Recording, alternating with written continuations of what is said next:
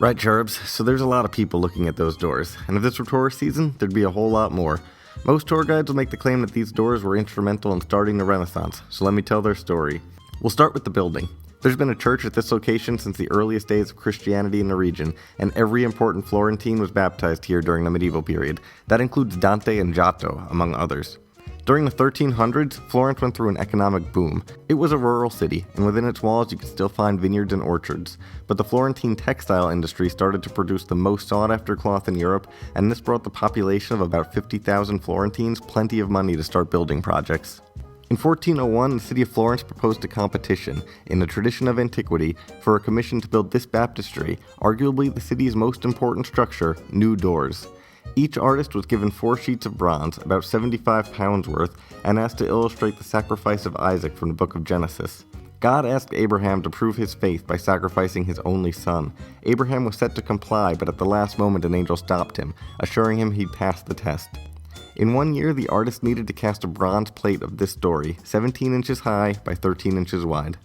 The only 2 competitors with a chance of winning were these two, Filippo Brunelleschi and Lorenzo Ghiberti. Let's start with Brunelleschi, a 25-year-old temperamental goldsmith and mechanical phenom. His entry illustrates spectacular craftsmanship.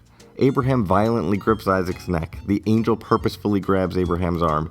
The scene is dramatic and urgent, but since this is something of a resume for a much bigger job, Brunelleschi used the space to show some of his other virtues. He understood the intellectual movement of humanism in Florence and recognized the virtue in reviving classical forms. He used this figure to illustrate that understanding.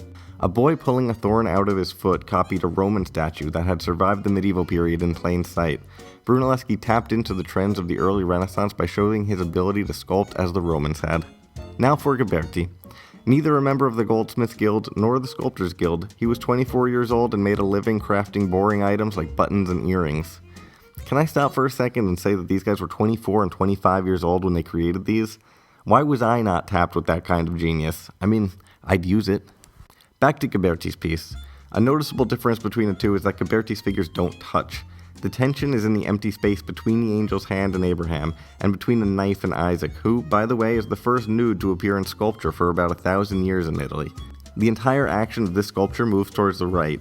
This donkey, the slope of Abraham's arm, Isaac leans back, and then the angel dramatically stops this action, appearing, it seems, out of midair.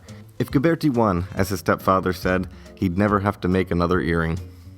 The 34 judges had a difficult decision to make, and there are 2 conflicting accounts on how the voting went. But before we go on, who would you vote for? Who told the story best, and who do you see as having the greatest potential for a larger commission? It's not easy, and should come as no surprise that they both went on to have impressive careers. One story says that the judges awarded the commission to both, but Brunelleschi refused to share the job and preferred, as always, to work alone. That story comes from Brunelleschi's first biographer. Another story tells us that Ghiberti won unanimously. That story comes from Ghiberti himself. Brunelleschi's plate was forged in 3 different pieces, and though impressive, looks cluttered. Ghiberti's was forged from a single piece and tells a coherent story, with every element of its composition working toward a singular goal.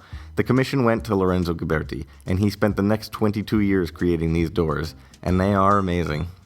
Brunelleschi quit his job as a goldsmith, swore off sculpture forever, and moved to Rome, where he lived in poverty and spent his time sketching the Roman ruins. He would return to Florence in time for another competition, and would reinvent Western architecture forever, solving the greatest architectural and engineering problem of his day. And that's a story for next time. If you like the way we discussed art on this channel, please consider subscribing.